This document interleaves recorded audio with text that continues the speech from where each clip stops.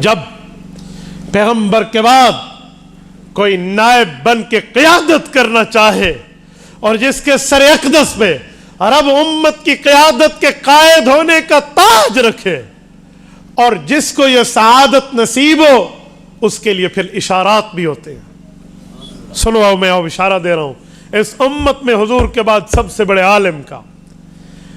رسالت مآب کی حدیث صحیح بخاری میں موجود ہے، صحیح مسلم، پوری سیاستہ اٹھا لیں، مختلف طرق کے ساتھ موجود ہے۔ رسالت مآب نے اپنی وفات سے چند لمحات پہلے، دنیا سے پردہ فرما جانے سے کچھ دن پہلے، صحابہ کرام کو اشاروں میں اپنے دنیا سے پردہ فرما جانے کا ذکر فرمایا۔ لیکن اشارہ کیسے دیا؟ یوں نہیں بتایا میرا دنیا سے جانے کا وقت ہے، یوں نہیں فرمایا، بلکہ کیا فرمایا؟ ایک بندے کے نام سے یوں بیان فرمایا۔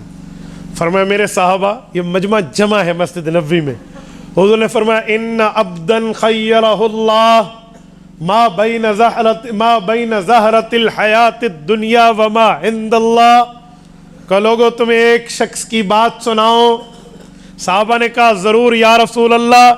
فرمایا ایک شخص ہے، اسے اس کے اللہ نے کہا ہے تجھے اختیار ہے، تو جو چاہے کر، ہمیشہ دنیا کی رنگینیوں میں رہنا چاہتا ہے تو رہ جا، اور اگر یہ چھوڑ کے پردہ فرما کے آنا چاہتا ہے اللہ کی دعوت پہ تو آ جا۔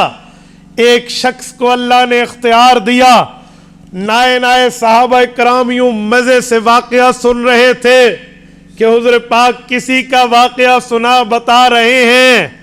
فبکا ابو بکر من ناحیت المسجد، ابو بکر صدیق رضی اللہ عنہ جوان نہیں بوڑھے ہیں، اس وقت ان کی عمر 61 سال ہو چکی ہے، ایک کونے میں بیٹھے ہیں، یہ بھی حضور پاک کی بات سن رہے ہیں۔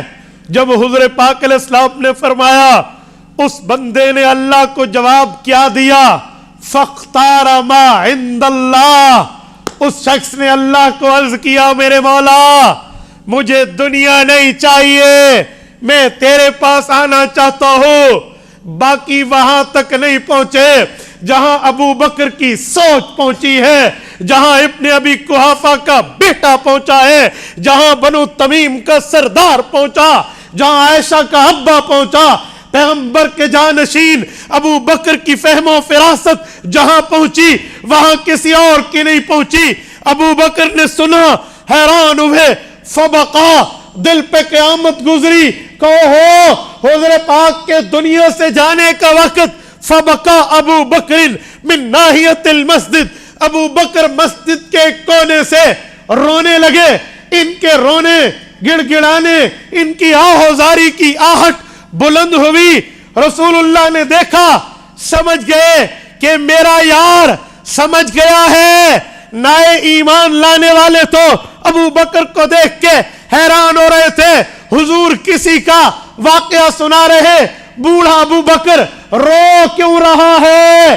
لیکن ابو بکر رازدار پیغمبر تھا، دن رات پیغمبر کے شب و روز کا واقف تھا، خلوت و جلوت کا واقف تھا، پیغمبر کی چھپائی، پیغمبر کی اعلانیہ کا واقف تھا، حضر و سفر کا ساتھی تھا۔ ابو بکر نے تو راز و نیاز میں پیغمبر کے اشاروں کو انتہا تک سمجھا ہوا تھا۔ ابو بکر جب رویا، حضور سمجھے، ابو بکر سمجھ گیا، یہ حدیث یہاں چھوڑ دی، پورا ذخیرہ حدیث کھنگال دیجئے، ان سے آگے حضور کی حدیث نہیں ملتی، بلکہ ابو بکر رضی اللہ تعالیٰ عنہ سے دلداری کی باتیں کرنا شروع کر دی۔ فرمایا لوگو لا تبکین خوقتا فی المسجد الا خوقت ابی بکر۔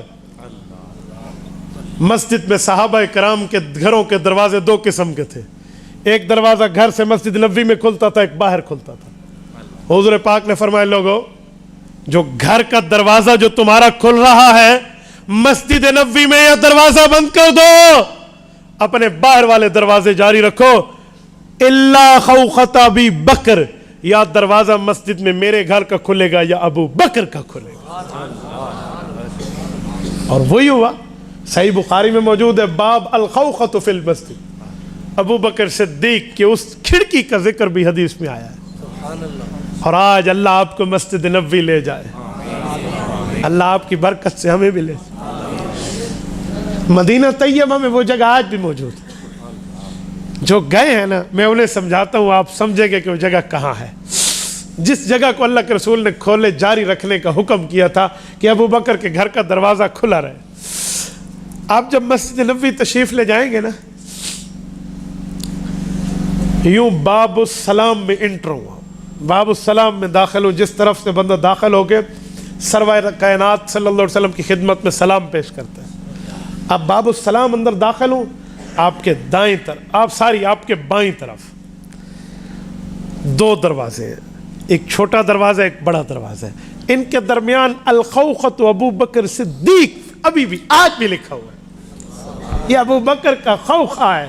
یہ وہی دروازہ اور کھڑکی ہے جس کو رسالت میں آپ نے کھلے رکھنے کا حکم فرمایا. آج بھی وہ جگہ موجود ہے, الخوخۃ فی المسجد. کیوں کہا, کیوں فرمایا کہ ابو بکر کا دروازہ کھلا رہے؟ اشارہ دیا کہ میرے بعد امت کا نائب یہ ہے, آج میں آ رہا ہوں تمہاری قیادت کے لیے, کل ابو بکر آئے گا. میری بات کا مطلب یہ تھا, پیغمبروں کی وراثت کو پیغمبر سنبھالتے تھے, لیکن جب ختم نبوت کا دور آیا تو پیغمبر کی وراثت کو, امت کی قیادت ابو بکر صدیق کے ہاتھوں دی. یہ ہے پیغمبر کے خلفاء کا جاری رہنا.